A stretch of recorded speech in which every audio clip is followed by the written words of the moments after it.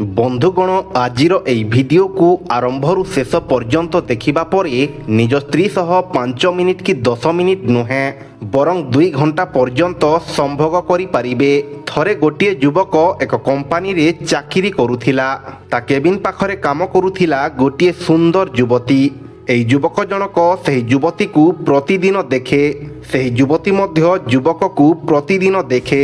ଏମିତି ଦେଖୁ ଦେଖୁ ଦୁହିଁଙ୍କର ପ୍ରେମ ହୋଇଗଲା ଏବଂ ଶେଷରେ ଏ ଦୁହେଁ ବିବାହ କଲେ।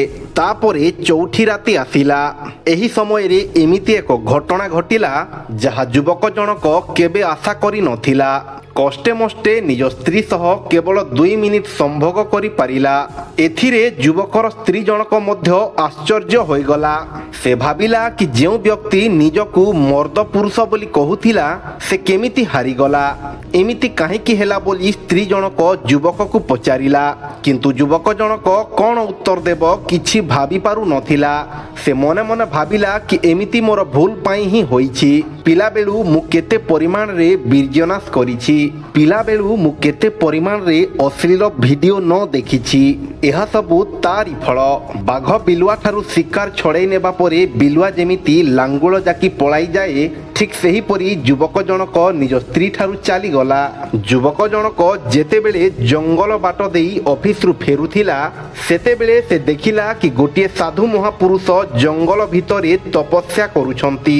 ଯୁବକ ଜଣକ ତାଙ୍କ ପାଖକୁ ଗଲା ଆଉ ସାଧୁଙ୍କୁ କହିଲା କି ହେ ଭଗବାନ, ଏଇ ଅଳ୍ପ ଦିନ ହେବ ମୋର ବାହାଘର ହୋଇଛି, କିନ୍ତୁ ମୁଁ ମୋର ସ୍ତ୍ରୀକୁ ସନ୍ତୁଷ୍ଟ କରିପାରୁନି। ଆପଣ ମୋତେ କିଛି ଏହା ଉପରେ ଉପାୟ ଦିଅନ୍ତୁ। ଯୁବକର କଥା ଶୁଣି ସାଧୁ ଜଣକ କହିଲେ କି ହେ ଯୁବକ, ପିଲାବେଳରେ କରିଥିବା ଭୁଲ ପାଇଁ ତୁମେ ଏହି ସମସ୍ୟାରେ ପଡ଼ିଛ। ଯଦି ତୁମେ ନିଜ ସ୍ତ୍ରୀ ପାଖରେ 2 ମିନିଟ୍ରୁ ଅଧିକ ସମୟ ରହିପାରୁନ ତେବେ ମୋ କଥା ଶୁଣ। ପିଲାବେଳରୁ ବାରମ୍ବାର ବୀର୍ଯ୍ୟନାଶ କରି ତୁମର ଲିଙ୍ଗର ଗ୍ରନ୍ଥି ଗୁଡ଼ିକ ଦୁର୍ବଳ ହୋଇଯାଇଛି, ଏଥିପାଇଁ ତୁମର ଏହି ସମସ୍ୟା। ଏହାକୁ ଠିକ୍ କରିବାକୁ ହେଲେ ତୁମେ 90 ଦିନ ପର୍ଯ୍ୟନ୍ତ ବ୍ରହ୍ମଚର୍ଯ୍ୟର ପାଳନ କରିବାକୁ ପଡ଼ିବ, ନହେଲେ ସବୁ ବର୍ବାଦ ହୋଇଯିବ।